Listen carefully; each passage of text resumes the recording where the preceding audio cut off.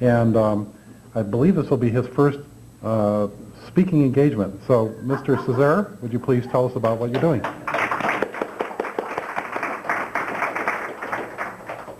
Well, I'm going to talk a little bit about then and now. Then goes back 24 years. Now, of course, is all of us in this room together. And by the way, I want to say first off, I'm very, very, very glad to be here. And I'm very, very, very glad that you are here too. In 1975, I read Dianetics, Modern Science and Mental Health, and it seemed like a great idea at the time. And I was soon recruited onto the staff of the Seattle Foundation organization. In fact, the last time I stood and spoke in front of a group about this size was when I was in Division 6 doing public lectures, introducing people to the wonders of the ARC triangle and the tone scale. But I won't be boring you with any of that today. Scientology pretty much consumed my adulthood. Between 1975 and 1995, the bulk of that time I was on and off staff positions. I trained at FLAG for nearly 2 years, first in 81 to 82, and later 91 to 92. I was dedicated to becoming a top auditor and spiritual practitioner. I believed that, as Mr. Alexander did, that Hubbard was a hero on many levels. Keep in mind, before you pass judgment upon us as rather dim-witted folk that would believe such nonsense, the level of public communication, public awareness was extremely low. Scientology was not above removing critical books from libraries or buying up every magazine that contained a critical article on the group. It was very easy to remain ignorant. The installation of phobias through Hubbard's methodologies are very effective and very complete. As an indoctrinated Scientologist, you don't trust the press. You don't trust, would never trust someone like Mr. Hassan or anyone else who had information specific to the methods that are being used against you. So I remained ignorant for a number of years. It's only recently that I learned that much of my time in Scientology I was suffering extreme depressive episodes. Scientology never helped me with that for some reason. And I always thought it was just my fault and my problem, and as I went farther up the bridge that would all resolve. But that was not true either. Mr. Hassan mentioned feeling haunted and thinking back at a point when the Reverend Moon spoke about changing the American Constitution. And I know exactly what it's like to feel haunted. I have to admit to you now that at my most indoctrinated, I too would have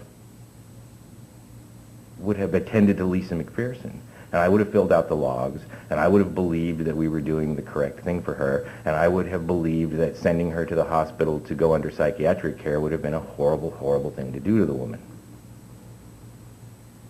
I'd like to think in my heart of hearts that at some point, seeing her dehydrated and comatose, that I would have said, well, she's got to go to the hospital.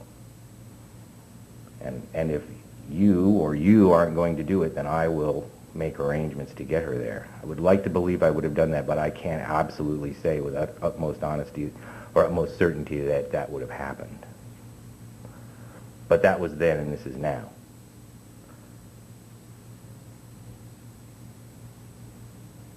Being here now and being given the opportunity to be executive director of the Lisa McPherson Trust has been a significant step. 1999 has been a very eventful year for me. I've changed jobs, and I've changed my address, and I've changed my marital status, and a lot of things have changed all at once. And for the last week or so, things have been quite hectic, and I've been moving into my house, and I've been attending with the folks who are coming into town, and various things have been going on, hearings and so forth. And every once in a while, a funny little sensation would creep into the back of my head, and I kind of wondered for a while what that was. And now I realize it was happiness. So I truly am very happy to be here. I'm truly happy that you are here. Hopefully next year this conference will be huge, that the residents of Clearwater will realize that we are here to stay, that we're here for the long haul, that we're here to see the truth come out, that we're here to make sure that Lisa's fate is not repeated by anyone, or Noah Loddick's fate, or many of the others who have suffered the ultimate betrayal by a group that they thought was going to help them. I'm looking forward to continuing to pursue my original goal when I joined Scientology. That was to help people. I've been involved in a successful exit counseling, and it was truly the most rewarding experience of my life. To have a person go from being very happy to be in Scientology and very happy to give $130,000 of his money to them, to risk his relationship with his wife and his mother and his children, and realize after spending 2 days with him that, wow, I think I've made a mistake.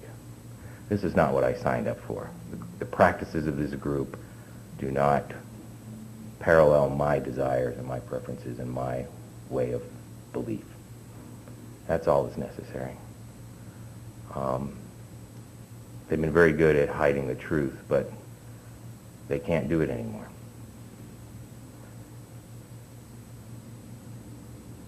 In conclusion, I'd like to say that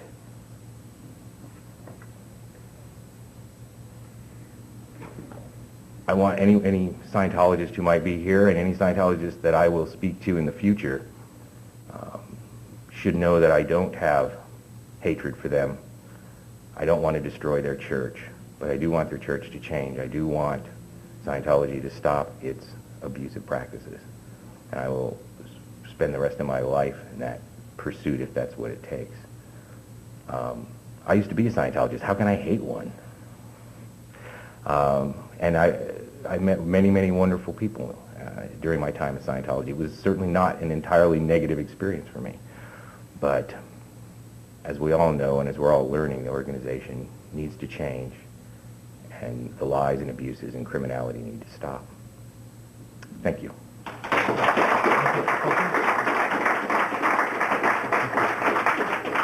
Do you have any questions for Mr. Cecere about the Lisa McPherson Trust? Can you say anything more about what the activities are going to be?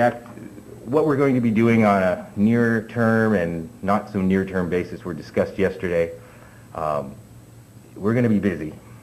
I'd rather wait until we have more of our ducks in a bit of a row and can put out a formal statement. But we're gonna be busy. Okay, good. Anything else? Thank you, David Cecere.